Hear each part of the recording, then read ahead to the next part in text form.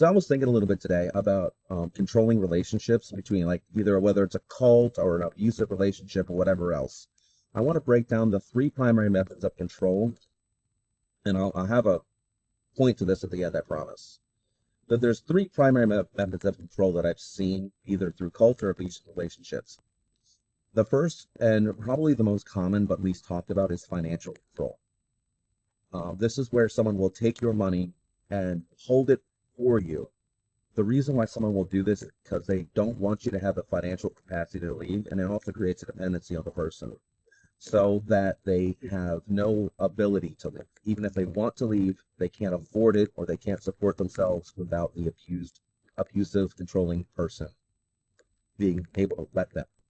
This also creates a prisoner type environment where you almost develop a form of Stockholm syndrome. Secondarily, you have emotional abuse. This is where a person will belittle them to make them feel worthless or less than human. And it doesn't just extend to the controlling or abusive person saying these things directly to the person they're trying to control or abuse. It also extends to friends and family members and people surrounding them. This saps away the will to leave. So you've already lost the financial ability to leave, and now you've lost the will to leave. So you end up just kind of getting stuck where you are and settling. This is another part of Stockholm Syndrome. And then the last method of control, which is kind of a last resort for a lot of these types of controlling or abusive people, is physical abuse. If you leave, I'll hurt you. That's a threat of violence, or if they try to leave, they physically attack the person or they physically attack the person for not doing what they want them to do.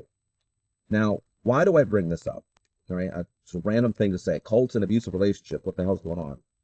There is a cult in America that is larger than any other cult in existence, even Scientology, and it is way more powerful. It is a left-wing cult.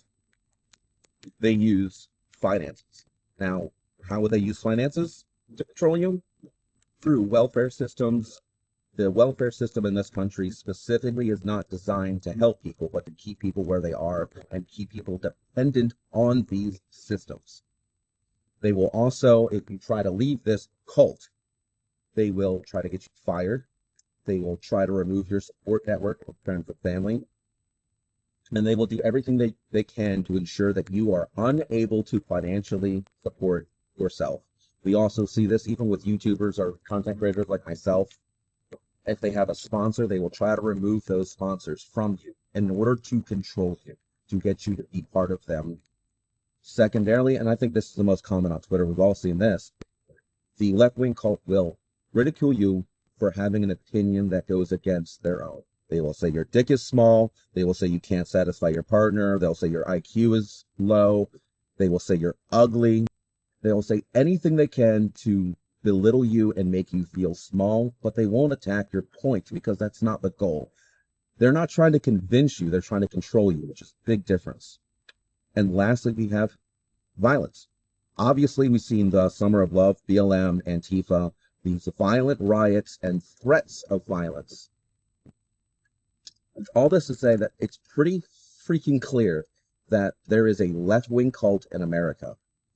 And it's becoming increasingly clear and public that MAGA is the biggest victim of this. Look at what happened to RFK once he endorsed Donald Trump.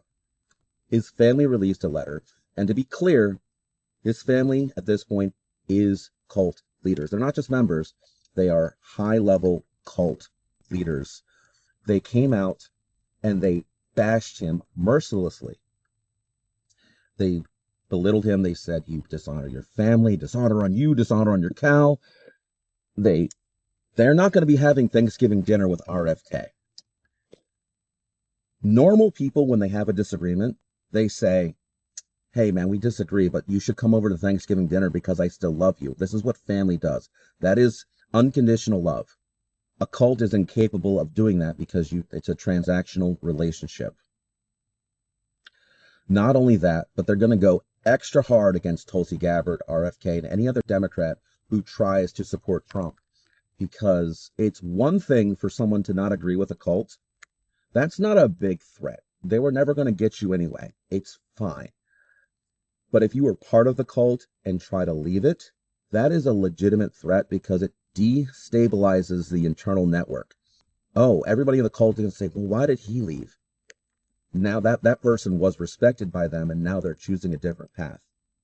Not only that, but they have information of the inner workings of the cult, which is a literal threat to its establishment, its network. So we're going to see it get, and my prediction is we're going to see it get a lot worse against Tulsi. We're going to see it get a lot worse against RFK.